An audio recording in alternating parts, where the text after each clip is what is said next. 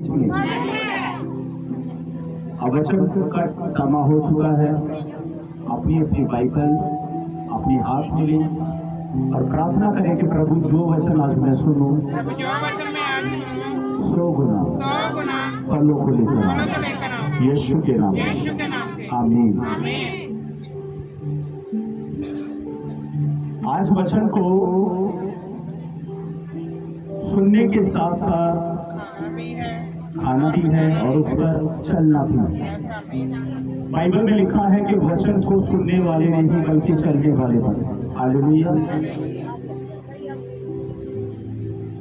परमेश्वर हमेशा अपने लोगों से अपने वचन के द्वारा बात करता है और आज खुदावन जो भी बातें अपने बेटे और बेटियों से करे वचन के द्वारा उसे दिल की गहराइयों से रिसीव करना होगा।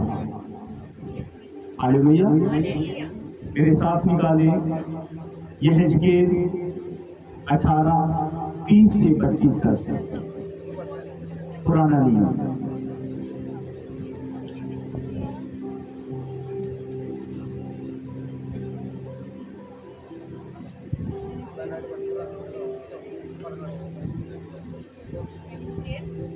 यह हिजकीएल 18:30 से 32 तक।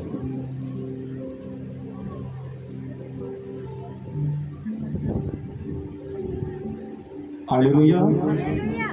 प्रभु यहोवा की ये वाणी है, हे इज़राइल के घराने, तुम में से हर एक मनुष्य का न्याय उसके चाल चलन के अनुसार ही करूंगा। पश्चाताप करो और अपने सब अपराधों को छोड़ो, तभी तुम्हारा अधर्म तुम्हारे ठोकर खाने का कारण ना होगा। अपने सब अपराधों को जो तुमने किए हैं दूर करो, अपना मन और अपनी आत्मा बदल डालो। हे इज़राइल के घराने, तुम क्यों मरो? क्योंकि प्रभु यहोवा की ये वाणी है, जो मरे उसके मरने से मैं प्रसन्न नहीं होता। इसलिए पश्चाताप करो, तभी तुम जीवित रहोगे। हालेलुया।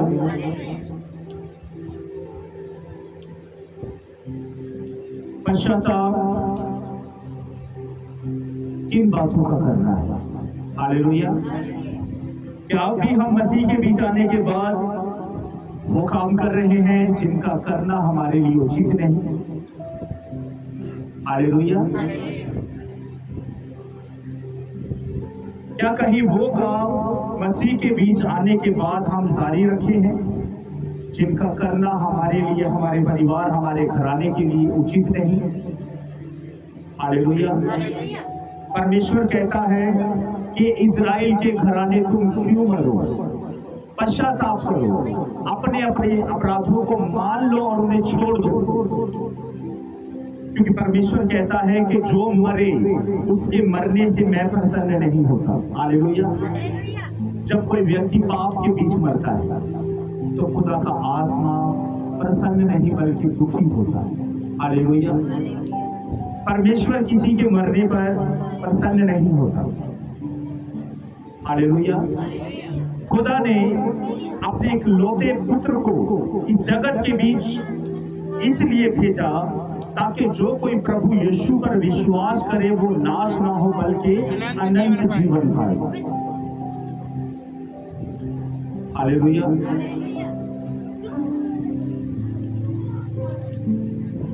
एक छोटी सा किस्सा आपके साथ शेयर करना चाहता हूँ। एक बहन के बारे में मैंने सुना। हालेलुया। तो बहन प्रभु के बीच थी। हमेशा सिखाया जाता है कि हमारा शरीर परमेश्वर का मंदिर है और परमेश्वर के मंदिर को किसी भी उस घिनौनी चीज से हम गंदा मैला कुचैला ना करें जिससे परमेश्वर का पवित्र आत्मा दुखी हो। हालेलुया। वो बहन क्या करती थी? जाने अनजाने के बीच नहीं बल्कि जानबूझकर अब भी वो कर रही है।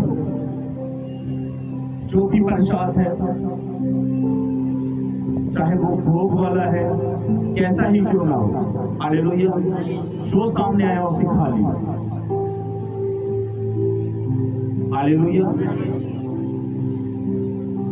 क्या हम परमेश्वर की आज्ञा के अनुसार चल रहे हैं?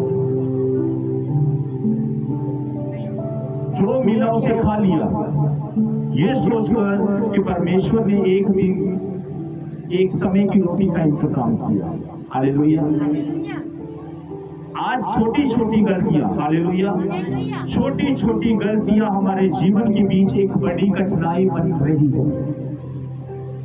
हालेलुया। परमेश्वर कहता है आज और इसी समय अपने अपने बुरे कामों को छोड़ दो, पश्चाताप करो। कोई अगर पाप के बीच मरता है, नाश होता है, परमेश्वर प्रसन्न नहीं बल्कि दुखी होता है कि उसने अपने बेटे को, प्रभु यीशु मसीह को जगत के बीच इसलिए नहीं भेजा ताकि वो लोगों को दंड दे। उसने अपने इकलौते पुत्र यीशु को इसलिए भेजा है ताकि जो कोई इस पर विश्वास करे वो नाश ना हो बल्कि अनंत जीवन पाए। हालेलुया। परमेश्वर आज अगर अपने लोगों से वचन के द्वारा बात कर रहा है तो परमेश्वर का वचन आज हमें दिखा रहा है और सिखा रहा है कि अपने आप को जांच और परख लेके तू कहां पर है। हालेलुया। अपने अपने को जांचना होगा आज। हालेलुया। ये वचन, हालेलुया, मैं अपनी इच्छा से नहीं लेकर आया कि बाइबल खोली, जो वचन सामने आया बोल दिया। नहीं, परमेश्वर का आत्मा अपने दास के बीच इस बात को जाहिर करता है कि इस वचन के द्वारा मेरी प्रजा को समझाना, मेरे लोगों को, मेरे बेटे और बेटियों को समझाना कि जो वो कर रहे हैं वो अच्छा नहीं बल्कि बहुत बुरा है। आज हर एक विश्वासी एक विषय अपने जीवन का रखता है कि जब से प्रभु में आए हैं हमारी तो परेशानियां खत्म होने का नाम ही नहीं ले रही। एक परेशानी जाती दूसरी तैयार। इसका जिम्मेदार परमेश्वर है, इसके जिम्मेदार हम स्वयं हैं, क्योंकि हम परमेश्वर की इच्छा के अनुसार चलना नहीं चाहते। आपने बस देखी होगी, बस के बीच सैकड़ों सवारियां होती हैं और उसे चलाने वाला एक ड्राइवर होता है। हालेलुया। ड्राइवर के हाथ के बीच एक स्टीयरिंग होता है। वो स्टीयरिंग के ऊपर, उस हैंडल के ऊपर जब अधिकार जमा लेता है तो वो पूरी बस के ऊपर अधिकार जब ले लेता है तो पूरी बस उसके कब्जे में हो जाती है। हालेलुया। पूरी बस उसके कब्जे में हो जाती है। जिधर वो बस को मोड़ना चाहे उधर वो बस मुड़ जाएगी। हर व्यक्ति बस के बीच बैठता है, टिकट लेता है और उस शहर का नाम बताता है कि फलाने शहर में ले जाना है। कनेक्टर साहब उस शहर की टिकट मुझे काट के दे। आप जिस शहर के बीच जाना चाहते हैं उसका मूल्य अदा करते हो। हालेलुया। और जब आपका वो शहर आ जाता है, आपका ठिकाना आ जाता है, विसल बजाई जाती है, सीटी बजाई जाती है और कनेक्टर आवाज देता है कि मेरे भाई आपका शहर आ गया, आप उतर जाओ। हालेलुया। लेकिन जिस शहर के बीच, जिस स्वर्ग के बीच हमने जाना है, वहां पर अगर एक बार आप उस बस के बीच, उस विश्वास की बस के बीच, उस विश्वास की गाड़ी के बीच, उस विश्वास के प्लेन के बीच अगर बैठ गए तो बाहर निकलने की कोशिश ना करो। आप क्या कर रहे हो? बार बार बाहर निकल दो। अभी तो उस बस की, उस ट्रेन की, उस प्लेन की स्पीड कम है, आप अपनी मन मर्जी कर रहे हो। जब उसकी रफ्तार बढ़ जाएगी तो वो आपकी पहुंच से दूर हो जाएगा। हालेलुया। योना की पुस्तक के बीच परमेश्वर ने अपने एक नबी जिसका नाम योना था उसे कहा कि योना, नीनवे शहर के लोग मेरी दृष्टि के बीच बिगड़ चुके हैं, इसलिए तू नीनवे जा और उनको बता कि तुम्हारे घिनौने काम परमेश्वर के सामने प्रकट हुए। हालेलुया। लेकिन योना ने परमेश्वर की आज्ञा का उल्लंघन करते हुए तशीश जाने वाले जहाज में भाड़ा देकर बैठ गया। हालेलुया। भाड़ा देकर बैठ गया और परमेश्वर को इस बात के ऊपर क्रोध आया कि मेरे सेवक को मैंने जिस काम के लिए नियुक्त किया था वो सीधा नहीं बल्कि अब टेढ़ा हो रहा है। हालेलुया। परमेश्वर पक्षपात नहीं देखता। हालेलुया। वो पक्षपाती परमेश्वर नहीं है, वो न्यायी परमेश्वर। योना नबी जहाज के बीच, किश्ती के बीच नीचे जाकर सो गया। यहोवा परमेश्वर ने समंदर के बीच तेज आंधी और तूफान भेजा। जहाज टूटने पर था। जहाज के ड्राइवर ने लोगों से कहा कि सभी अपने अपने ईश्वर को स्मरण करो। आखिर ये इतना बड़ा भूचाल, इतना तेज तूफान समंदर के बीच क्यों उठ रहा है? लोगों ने, सभी ने अपने अपने ईश्वर के सामने प्रार्थना करनी शुरू कर दी, लेकिन वो लहरें, वो तूफान, वो आंधी शांत नहीं हो रहे। किसी ने पता किया कि एक व्यक्ति और है इस जहाज के बीच। हालेलुया। एक व्यक्ति उसके पास गया, योना को जगाया कि तू शांति से सो रहा है, हमारी जान पर बन आई है, तू भी अपने ईश्वर से प्रार्थना कर ताकि तुम्हारा परमेश्वर इस तूफान को, इन लहरों को शांत करे। हालेलुया। सभी अपने अपने परमेश्वर के सामने, ईश्वरों के सामने प्रार्थना कर रहे थे, लेकिन कुछ भी शांति नहीं हुई। हालेलुया। कुछ भी शांति नहीं हुई।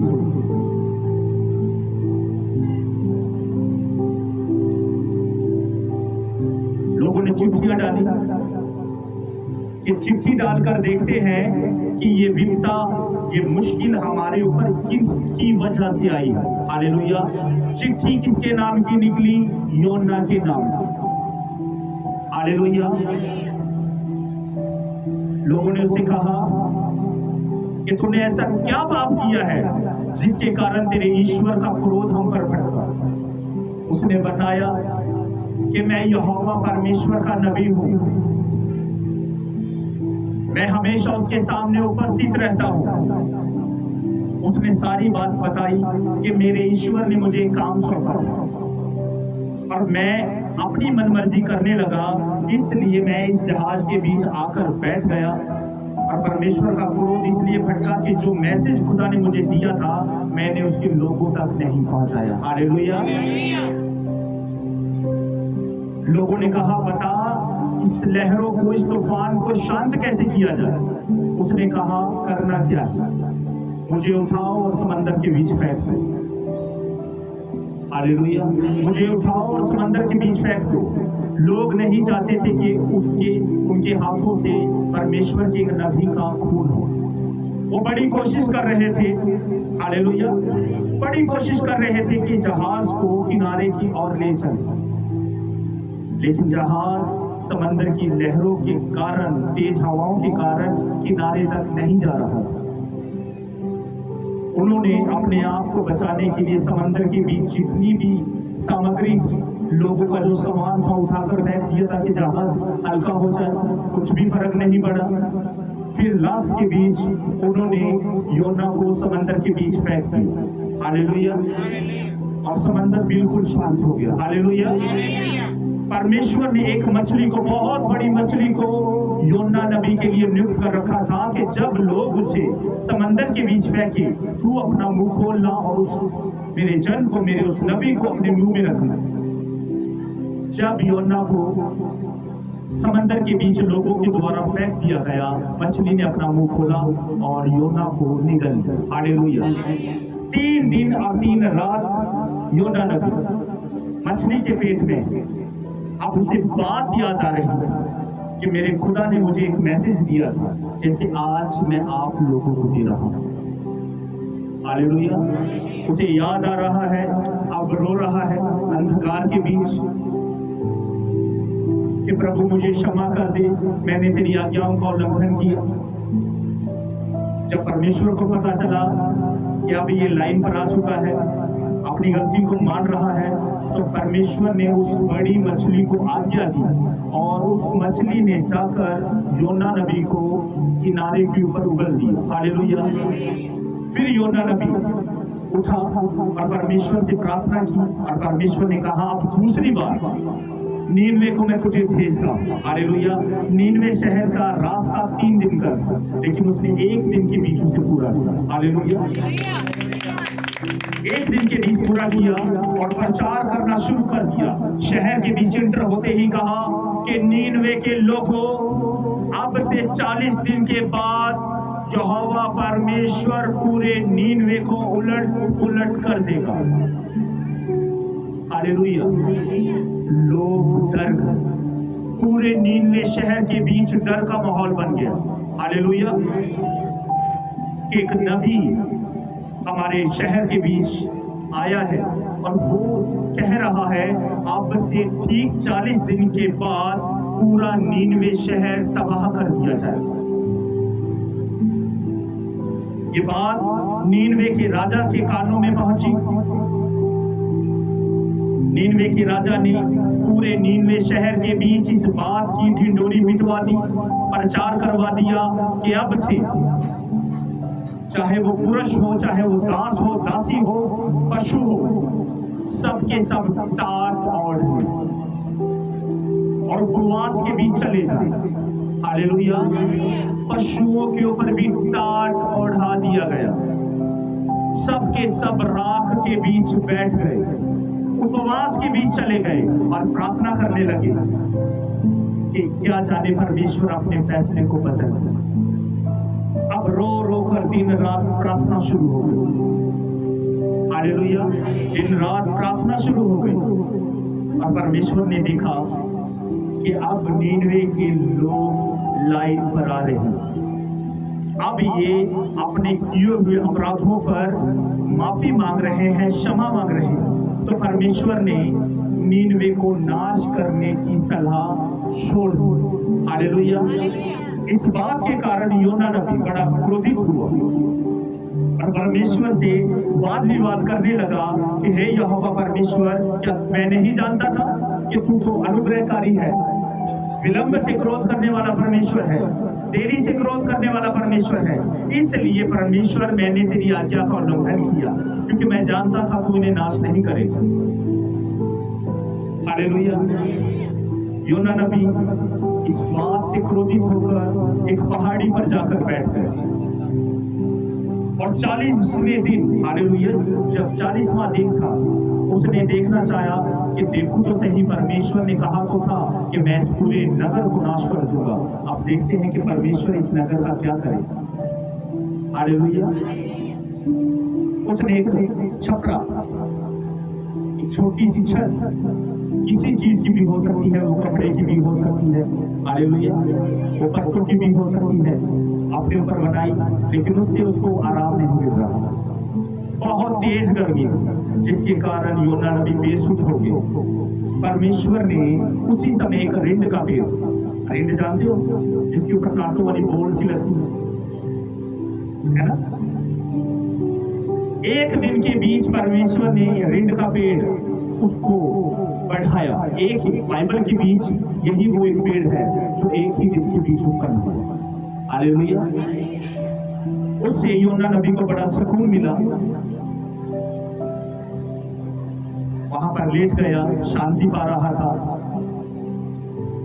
और परमेश्वर ने योना नबी को सबक सिखाने के लिए, कुछ सिखाने के लिए एक कीड़े को नियुक्त किया। वो कीड़ा रिंड के पेड़ के पास गया और रिंड के पेड़ को जब उसने काटा तो रातों रात रिंड का जो पेड़ था वो सूख गया। हालेलुया। दूसरे दिन जब धूप तेज थी, योना नबी तिलमिला उठा, धूप के कारण घबराहट होने लगी और कहने लगा कि इससे अच्छा तो मेरा मर जाना ही।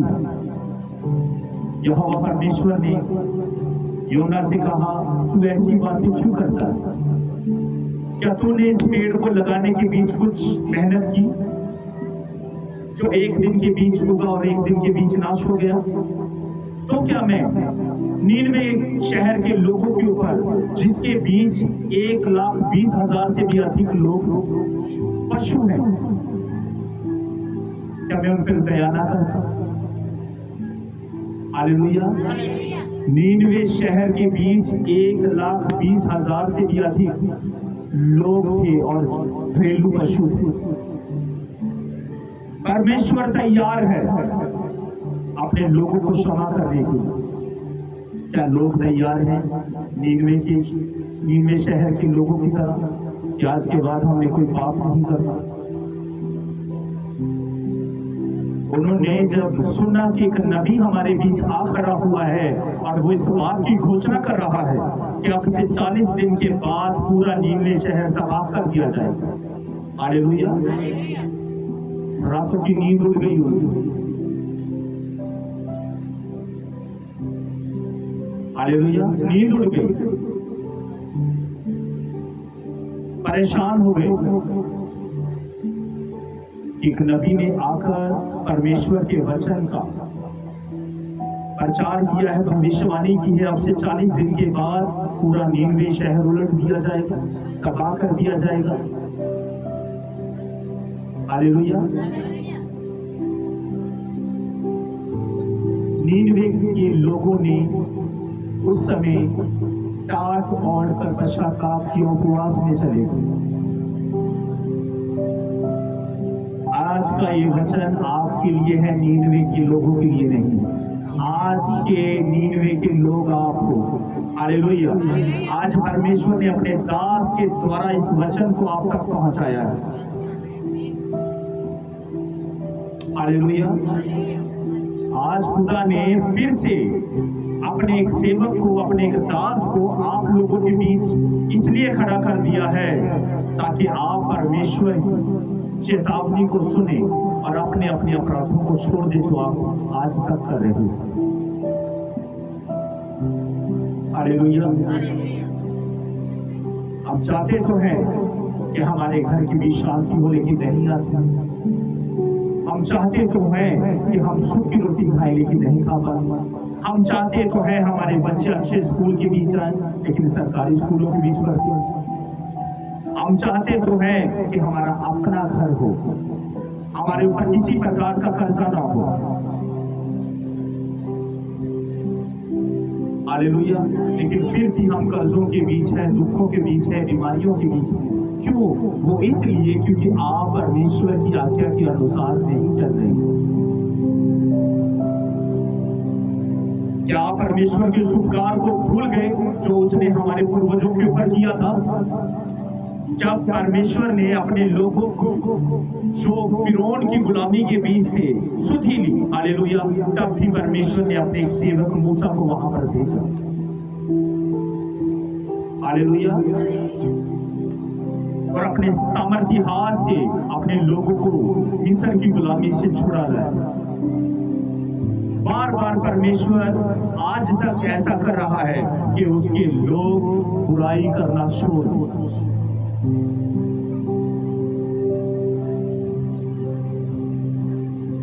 बाइबल के बीच सबसे नम्र व्यक्ति कौन है? मूसा।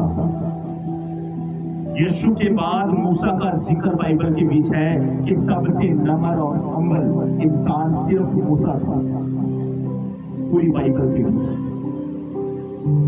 हालेलुया। ऐसा नहीं कि मूसा ने कत्ल भी किया था, लेकिन फिर भी परमेश्वर कहता है इसके समान नम्र और दीन कोई और नहीं। आपके जहन में आ रहा होगा कि अय्यूब भी था, लेकिन नहीं, अय्यूब के विषय में नहीं। परमेश्वर का वचन कहता है मूसा जैसा हम्बल इंसान कोई दूसरा नहीं। हालेलुया। आज हम परमेश्वर से कहते हैं प्रभु हमारे जीवन के बीच ऐसी गड़बड़ी क्यों हो रही है? प्रभु ये गड़बड़ी कब खत्म होगी? बहुत सारे भाई बहन प्रभु को छोड़कर चले गए। क्यों चले गए? क्योंकि उन्होंने टाट नहीं ओढ़ा और आपके बीच नहीं बैठे। उन्होंने उपवास नहीं रखा। आज मैं आपसे ये नहीं कहता कि आप टाट उठो, आज मैं आपसे ये नहीं कहता कि आप रात के बीच बैठ जाए, आज मैं आपसे ये नहीं कहता कि आप छाती पीट कर परमेश्वर के सामने रहो। आज परमेश्वर कहता है मैं तैयार हूँ तुम्हारे ऊपर करुणा करने के लिए, दया करने के लिए। क्या तुम हर बार की तरह मेरे वचन को सुनोगे और अनसुना कर दोगे? हर बार हम क्या करते हैं? यस, इस बार परमेश्वर ने वचन के द्वारा बात की, वचन बड़ा अद्भुत था। चर्च के बीच तो फैसला करेंगे कि आज के बाद हम बुरा बोलना छोड़ देंगे, चुगली करना छोड़ देंगे, गलत लोगों के साथ बैठना उठना बंद कर देंगे। चर्च के बाहर जाते ही चेंज सब कुछ। ये फैसला सिर्फ यहाँ भवन तक ही है। मैं झूठ नहीं बोल रहा। हम एक अच्छे विश्वासी चर्च के बीच तो बन जाते हैं, लेकिन बाहर जाने के बाद हमारे दोस्त बहनों की सहेलियां कैसी हैं? अगर एक बहन अपनी एक सहेली के पास आ जाती है, हालेलुया, तो वो अपने घर की, अपने मोहल्ले की, अपने पड़ोसियों की चुगली उसके सामने कर देती है और एक विश्वासी बहन कान लगाकर सुनती है। हालेलुया, लिखा है ना, बुरी संगति अच्छे चरित्र को बिगाड़ देती है। ऐसे लोग जब आपके पास आए, आपने कहना है मैं बिजी हूं यीशु मसीह के नाम। मैं चुगली सुनने के लिए नहीं हूं, मैं खुदा का कलाम सुनने के लिए चुना और नियुक्त किया गया हूं। परमेश्वर चाहता है आप अपने अधर्म को दूर कर। परमेश्वर चाहता है कि आप परमेश्वर के अनुसार चलें। परमेश्वर तैयार है आपको अपने हर एक गुनाह से छुटकारा देने के लिए। हालेलुया।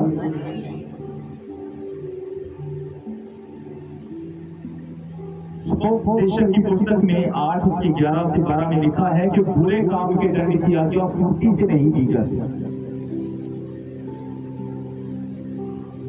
बुरे काम के दंड की आज्ञा फुर्ती से नहीं दी जाती, इसलिए पूरे व्यक्ति का मन बुरे कामों के बीच से लगा ही रहता है। आपने अपने आस पड़ोस देखा होगा, आपका पड़ोसी जो बहुत बुरे बुरे काम कर रहा है, लेकिन उसके ऊपर करुणा ही करुणा है, दया ही दया है। वो अच्छा खा रहा है, अच्छा पहन रहा है, अच्छे घर के बीच है, उसके बच्चे अच्छे स्कूल के बीच जा रहे हैं।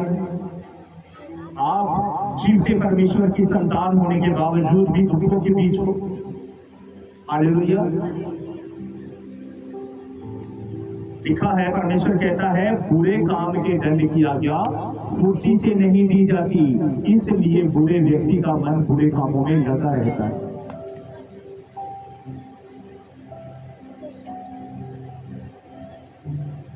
लेकिन जब सजा परमेश्वर देने पर आता है, तो जिस तरह उसने सदोम और अमोरा पूरी रीति से नाश कर दिया, वह ऐसे नाश कर देता है। फिर एक बूंद पानी के लिए लोग तरस जाते हैं। हालेलुया। एक बूंद पानी के लिए लोग तरस जाते हैं। आज मैं आपसे एक बात कहना चाहता हूं कि हमने परमेश्वर के वचन को तमाशा बना दिया। हम वचन सुनते हैं लेकिन उसके अनुसार चलते ही नहीं। फिर कहते हैं प्रभु हमारे जीवन के बीच की परेशानियां, ये दुख क्यों? क्या परमेश्वर चाहता है? परमेश्वर तो कहता है कि मनुष्य के मरने से मैं कभी प्रसन्न नहीं होता। परमेश्वर तो कहता है अपने घिनौने पापों से पश्चाताप करो। हे इस्राएल के घराने, तुम क्यों मरो? कमी हमारे अंदर, हम बुराई छोड़ना नहीं चाहते, हम बुरे लोगों के साथ बैठना उठना छोड़ना नहीं चाहते। हालेलुया। खुदा आपके जीवन के बीच काम करने के लिए तैयार है। परमेश्वर आज आपको हर एक दुख से छुड़ाने के लिए तैयार है। हालेलुया। परमेश्वर आपकी चिंता करता है। वो बहुत चिंता करता है अपने लोगों की।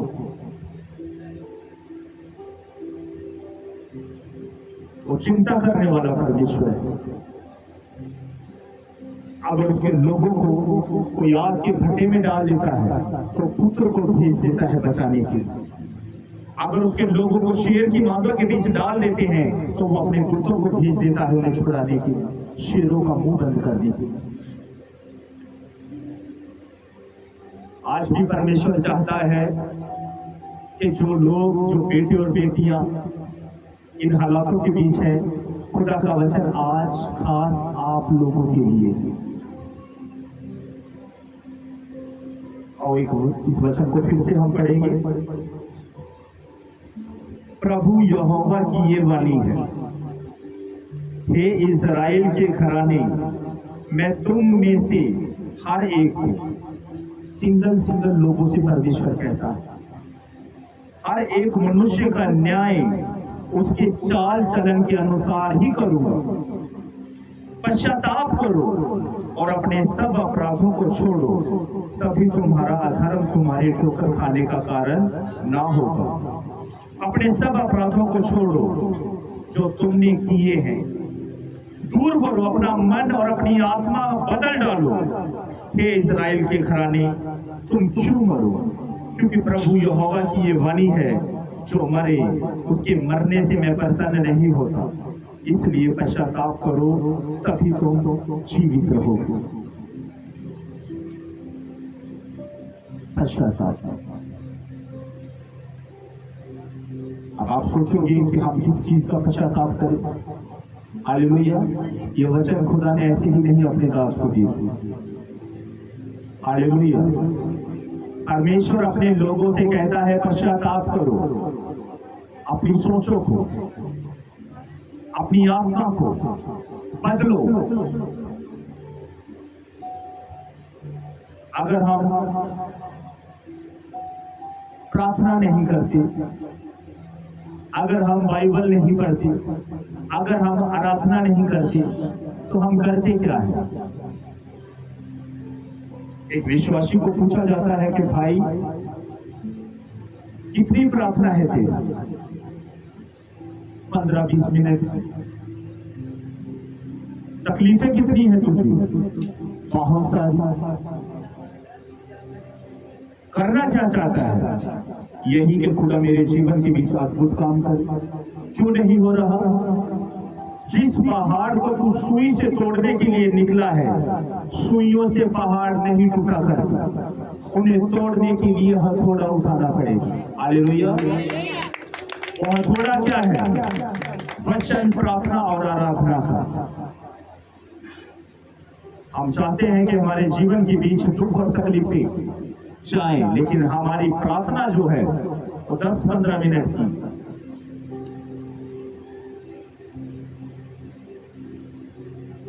दस से 15 मिनट की प्रार्थना।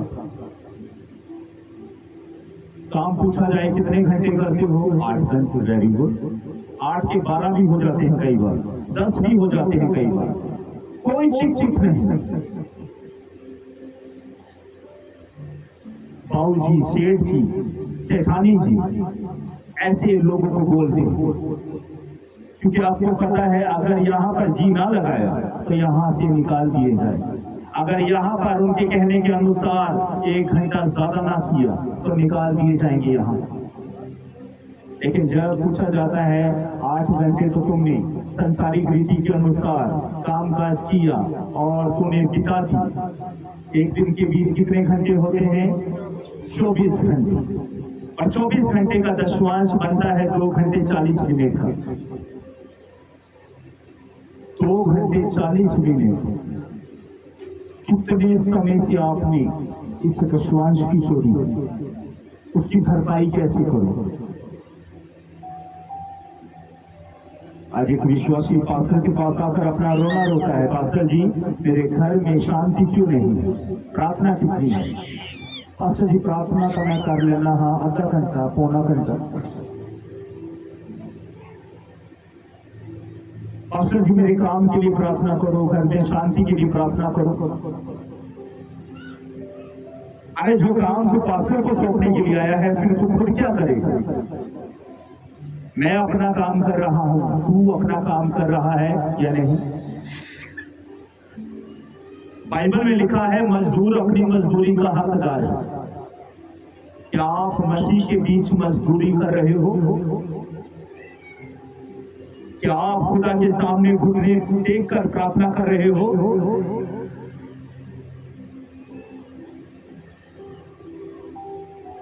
प्रार्थना का लेवल बिल्कुल डाउन हो चुका है। चर्च आने का समय पूछा जाए, चर्च लगती है जी 9:30 बजे, 12 बजे 1 बजे समाप्त हो जाएगी। लोग आते कितने बजे हैं? 10:30 बजे, 11 बजे। क्योंकि आपको पता है, क्योंकि पास्टर आपको कुछ नहीं कहेगा,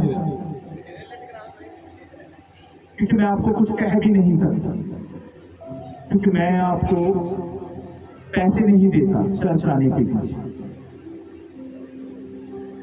हालेलुया। यहां पर आपको पैसे नहीं मिलते,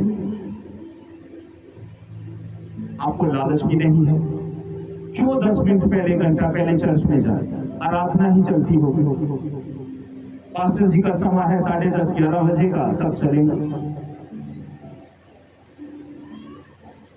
पास्टर जी ने 10:30 11 बजे आना है चर्च में, तब चलेगा। पास्टर को तो लिखने चाहिए आपका।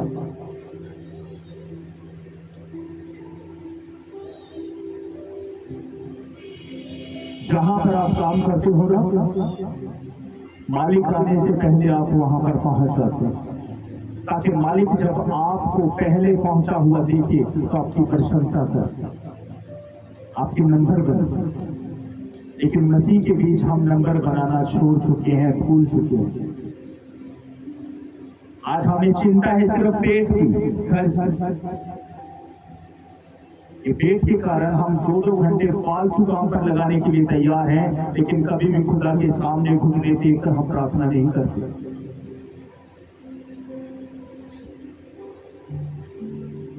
जाले आपके घर में लगे हुए, उसे उतारना आपको ही होगा। जाले आपके अंदर लग चुके हैं, उसे साफ आपको ही करना होगा। हालेलुया। अपने अपने घर को साफ करो।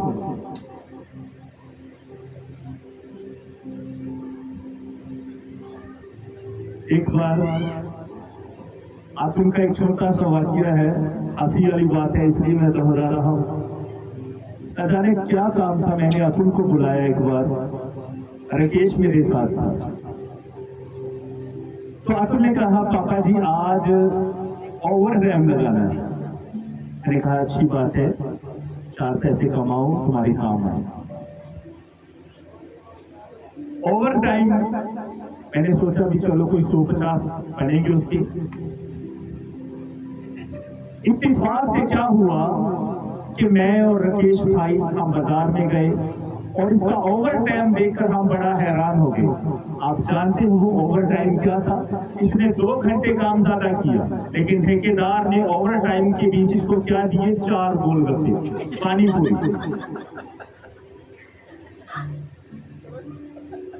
4 पानी पूरी खिलाकर हालेलुया इसको अपने घर पर छोड़ दिया। मैंने कहा बेटे आज तो 600-700 कमाकर आया होगा। नहीं पास्टर जी, बस ठेकेदार आज गोलगप्पे की रेडी पर ले आया और पानी पूरी खिलाकर बोला ठीक है खुश हो। 4 पानी पूरी खिलाकर क्या बोला? खुश हो आप? वो बोला खुश। एक विश्वासी 4 पानी पूरी पर खुश हो जाता है और 2 घंटे ज्यादा काम करता है। खुदा जो अनुग्रहकारी परमेश्वर है, दयालु परमेश्वर है, अगर हम उसके सामने बैठेंगे तो वो मनुष्य जैसा कंजूस नहीं है और 4 पानी पूरी पर आपको टाल नहीं देगा। हालेलुया। आप जिस रोटी के पीछे भागते हो ना, बाइबल जानते हो उस रोटी के विषय में क्या कहती है? कितने लोग जानते हैं कि मनुष्य केवल रोटी से नहीं परंतु परमेश्वर के हर एक वचन से जीवित रहेगा जो परमेश्वर के मुख से निकलता है। खुदा की नजरों के सामने रोटी घिनौनी है, अगर आप विश्वास से वचन खाना शुरू कर दोगे तो आप मरोगे नहीं बल्कि जीवित रहोगे। आज हम परमेश्वर से कोसों दूर भाग रहे हैं। हालेलुया। भाई साहब की बाइबल पिछले संडे से हमारे घर पर थी, उसको ये नहीं पता हम मेरी बाइबल कहाँ पर है। हालेलुया। एक व्यक्ति जब ऑफिस के बीच जाता है वो अपना लैपटॉप लेना नहीं भूलता, वो अपनी फाइलों को लेना नहीं भूलता, लेकिन हमारी फाइल, हमारा लैपटॉप जो बाइबल है ये कहाँ पर पड़ा है हमें कोई ध्यान नहीं। फोन तक नहीं किया कि पास्टर जी मेरी बाइबल आपके घर पर तो नहीं रह गई। अब ये देखो कि हमारे जीवन के बीच दुख और तकलीफें ना आएंगी तो किसके जीवन के बीच आए, क्योंकि पूरा हफ्ता ये पवित्र बाइबल मेरे पास है। हालेलुया। तो इसने क्या पढ़ा होगा? ऐसा नहीं हर रोज मेरे घर के पास जिम में आता है। अगर तड़प होती वचन के लिए, खुदा के प्रति, तो अपनी बाइबल दूसरे दिन ही ले जाता।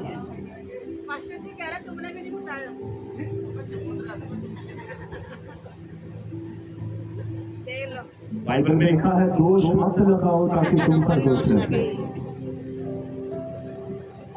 यीशु मसीह ने कहा जो प्यासा है वो मेरे पास आए तो उसके अंदर जीवन के सोते की नदियां बह उठी। आज प्यास विश्वासियों की खत्म हो चुकी। चढ़ना वो स्वर्ग जाते हैं, हालेलुया, लेकिन पैरों को देखते हैं तो बोलते हैं पैरों में बड़ा दर्द है। सफर हमने स्वर्ग का तय करना है, लेकिन पैर जवाब दे चुके हैं। प्रभु यीशु ने क्या कहा? उठो और प्रार्थना करो ताकि तुम परीक्षा में ना पड़ो। आत्मा तो तैयार है लेकिन शरीर दुर्लभ है। आपका आत्मा प्रार्थना करने के लिए तैयार है। कई बार अचानक से आपको आधी रात को जब आपकी नींद खुलती है तो वो क्या सोचते हो कि अचानक से खुल गई। अगर आपने वॉशरूम जाना है, हालेलुया, तो ये सिर्फ एक परमेश्वर का सिस्टम है कि अपने लोगों को आधी रात को खड़ा करे ताकि वो प्रार्थना करें। लिखा है कि हे सोने वाले जाग और मुर्दों में से जी उठ तो मसीह की ज्योति तुम पर चमकी। सोने वाले जाग और मुर्दों में से जी उठ तो मसीह की ज्योति तुम पर चमके। इसका मतलब अगर हम आधी रात को उठते हैं तो मसीह की ज्योति हम पर प्रकट होगी। इसलिए यीशु मसीह क्या करते थे? सारी रात चेलों से अलग हो जाना। हालेलुया। चेलों को लेकर जरूर आते थे लेकिन उनसे अलग हो जाते ताकि चेले देखें कि यीशु मसीह किस रीति से प्रार्थना कर रहे हैं। पिछले दिनों के बीच आप लोगों को सिखाया गया था क्या अदन की वाटिका की रखवाली आदम और हव्वा ने सही से की?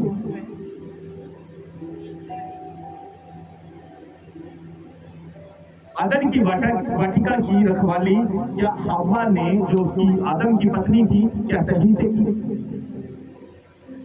क्या वो सो रहे थे या जाग रहे थे? बताओ मुझे आज। हो सकता है वो सो रहे हो सकता है वो फल खाने में मस्त हों, इसलिए सर्प कब घुस गए आदम की वाटिका के बीच उन्हें पता तक नहीं चला। या तो परमेश्वर ने आदम की वाटिका के बीच उनको नियुक्त किया कि यहाँ के पेड़ के फल को तुम खाना, या तो वो फल खाने में मस्त हो गए या फिर सो रहे हो, जो भी काम थे ना। आज एक विश्वासी कमाने के बीच इतना मस्त हो गया, अगर उससे पूछा जाए पिछले संडे का वचन क्या है कुछ भी पता नहीं। पिछले संडे कौन सा वचन था ये भी याद नहीं।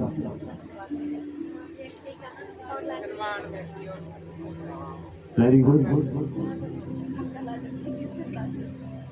हालेलुया। आपने देखा होगा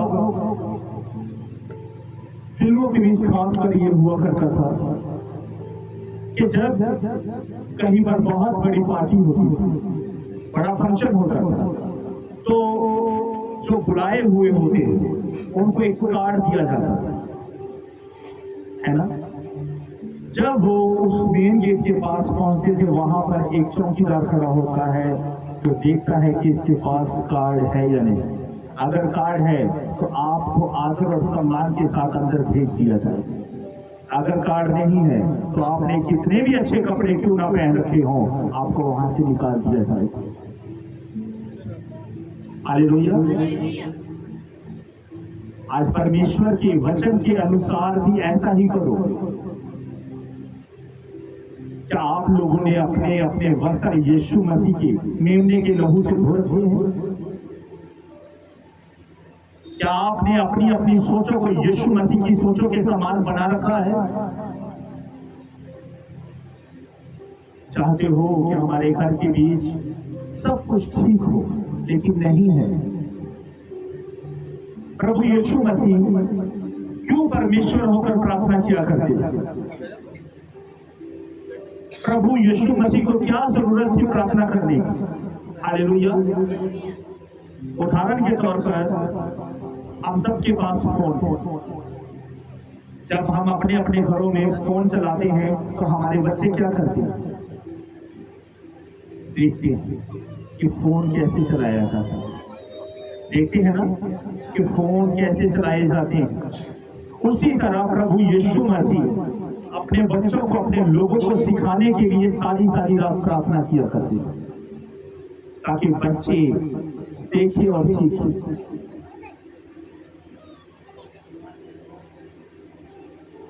बच्चे देखें और सीखे कि किस तरह से प्रार्थना की जाती है। कहीं ऐसा तो नहीं कि आपके बच्चे हमेशा आपको फोन चलाता ही देखते हैं। कहीं ऐसा तो नहीं कि आपके हाथ में पवित्र बाइबल होती ही नहीं। जो आपके हाथ में होगा बच्चे वही फॉलो करेंगे। अगर आपके हाथ में परमेश्वर का पवित्र कलाम है तो आपके बच्चे आपको फॉलो करेंगे। अगर आपके हाथ में फोन है और आप फोन के बीच खोए हुए हो, इसका मतलब ये है कि आप खुद अंधे हो, तो आप दूसरे को मार्ग कैसे दिखा सकते हो? लिखा है ना, अंधा अंधे को मार्ग नहीं दिखा सकता। आपको खुद नहीं पता कि जाना कहां पर है। एक वचन हम बोल देते हैं कि प्रभु तेरे वचन में लिखा है, तू बस तो तेरा घराना बचाया जाएगा। यीशु ने यह भी कहा है कि लूट की पत्नी को हमेशा समर्थ रखना। यीशु ने भी 12 चेले चुने थे, एक नाश हो गया। हालेलुया। परमेश्वर आपको नाश होता हुआ नहीं देखना चाहता। न जाने वो सारा सारा दिन कैसी कैसी योजना बनाता है। हालेलुया। कि उसके बच्चे उससे वचन के द्वारा बात करते। जब आप सुबह अपने घर से, जब आप सुबह रात को सोकर उठते हो, तो परमेश्वर सोचता है कि मेरा बेटा, जिसको मैंने अच्छी मीठी नींद रात को दी, जिसको हर एक रोग और बीमारी से बचा कर रखा, ये उठकर मेरे नाम का धन्यवाद करेगा। आप जल्दी उठते हो और टाइम की ओर देखते हो कि 8 बज चुके हैं। आप जल्दी जल्दी चाय पीते हो, नाश्ता करते हो और अपने काम पर निकल जाते हो। परमेश्वर तब भी ये सोचता है, आज मेरा बेटा थोड़ा लेट उठा, इसलिए से जल्दी थी काम पर जाने की। फिर परमेश्वर देखता है कि आपको,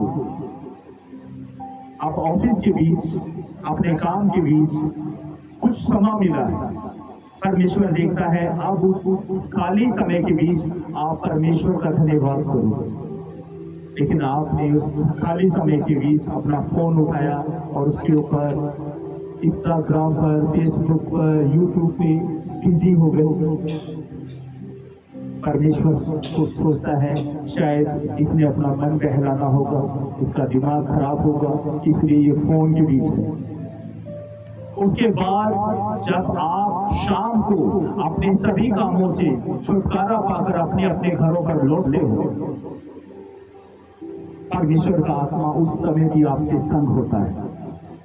जब आप अपने घर पर आते हो, आप थके हुए होते हो, अगर आप बहन हो तो आपने सारा काम खुद करना है, लेकिन अगर आप एक भाई हो तो आप अपनी पत्नी से कहोगे कि जल्दी नहाने के लिए पानी निकाल दो, जल्दी से खाना बनाओ, आज मैं थका हुआ हूँ, मैंने खाना खाकर सो जाना है। परमेश्वर की ये इच्छा थी कि वो खाना खाने के बाद शायद प्रार्थना पर बैठे। सुबह हुई, आप काम कर सारा दिन आपने काम किया, एक पल भी आपने परमेश्वर का धन्यवाद नहीं किया कि प्रभु अगर आज मैं अपने काम पर आया हूं तो तेरी दया है, क्योंकि तूने मुझे तमाम रोग और बीमारियों से, दुख और तकलीफों से बचा कर रखा, मेरे हाथ पैरों को सलामत रखा, इसलिए तो प्रभु मैं अपने काम पर आ पाया।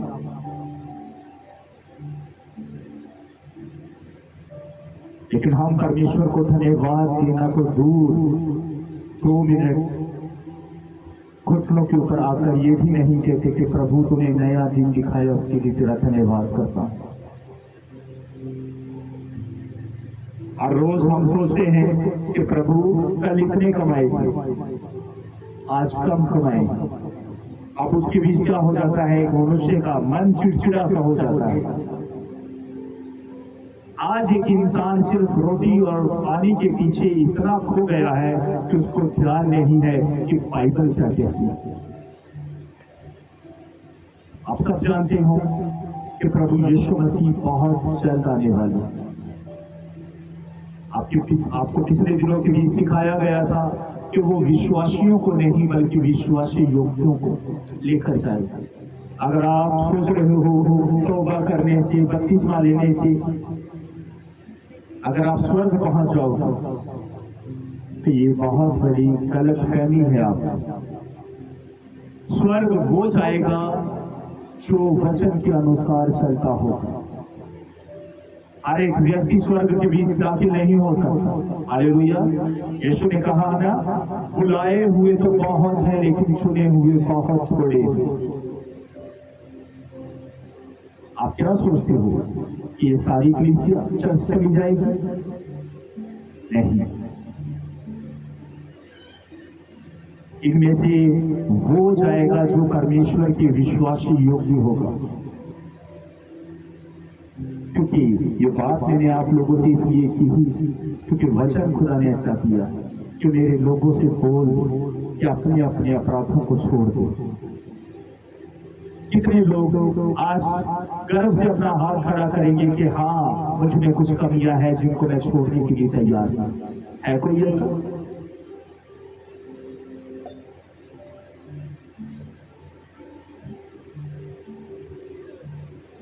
Very good. एक ही नहीं है, बाकी सभी हैं।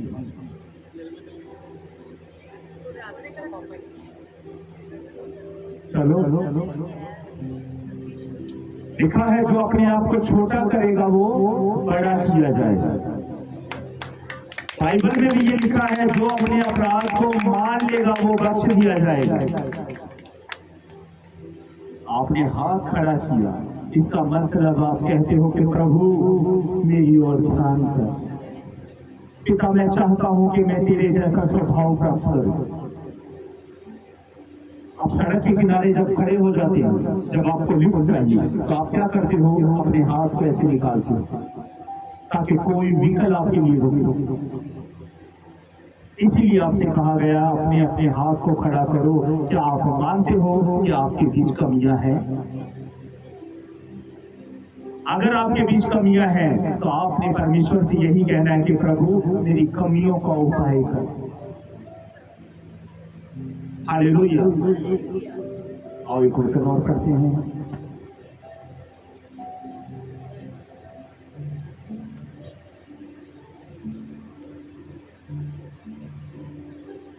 यशाया 43 उसका 25 वचन।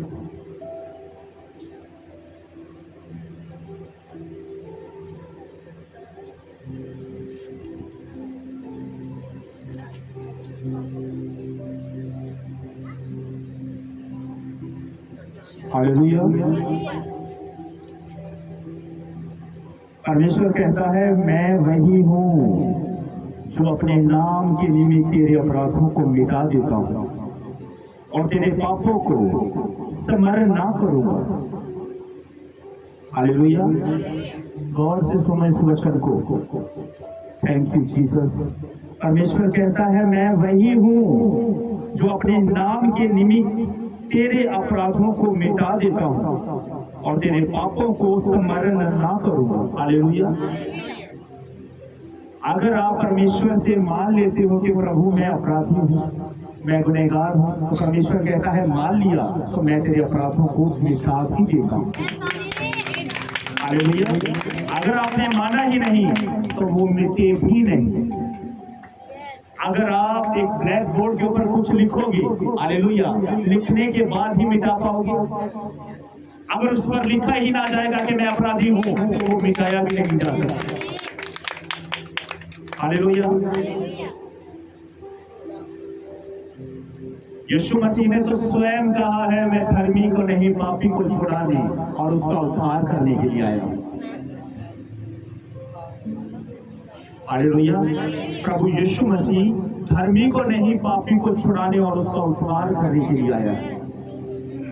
अगर आज हम कहते हैं कि प्रभु मुझ अपराधी पर क्षमा कर, तो परमेश्वर क्षमा करने वाला परमेश्वर है। प्रभु अगर तू मेरे अपराधों को मिटा देगा तो कोई अपराध मुझ पर बाकी ना रहेगा। हालेलुया। कोई अपराध मुझ पर बाकी ना रहेगा। एक लास्ट वचन और पढ़ेंगे, उसके बाद हम समाप्ति करेंगे। यशायाह 44 उसका 22 वचन। मैंने तेरे अपराधों को काली घटा के समान और तेरे पापों को बादल के समान मिटा दिया है। मेरी ओर फिर लौटा क्योंकि मैंने तुझे छुड़ा लिया है। हालेलुया। ये लास्ट वचन एक गुड न्यूज है। अगर आज आप मान लेते हो कि प्रभु मैं गलती करने के लिए अपने आप को पिता परमेश्वर दूर रखूंगा, प्रभु मैं हर एक अपराध से दूर रहूंगा, तो परमेश्वर कहता है मैं भी तुमसे प्रॉमिस करता हूँ मैंने तेरे अपराधों को काली घटा के समान और तेरे पापों को बादल के समान मिटा दिया है। मेरी ओर फिर लौटा क्योंकि मैंने तुझे छुड़ा लिया है। हालेलुया। एक भजन हम गाएंगे, उसके द्वारा हम समाप्ति करेंगे। हालेलुया। खुल जाएंगी किताबें जब भी हिसाब होगा, इंसाफ का तराजू यीशु के हाथ होगा। खुल जाएंगी किताबें जब भी हिसाब होगा, इंसाफ का तराजू यीशु के हाथ होगा। आजा अभी भी मुड़कर यीशु बुला रहा है। आजा अभी भी मुड़कर यीशु बुला रहा है। वरना ये याद रख ले, वरना ये याद रख ले, तेरा ही नाश होगा। इंसाफ का तराजू यीशु के हाथ होगा। जो भी तू कर रहा है यीशु वो देखता है।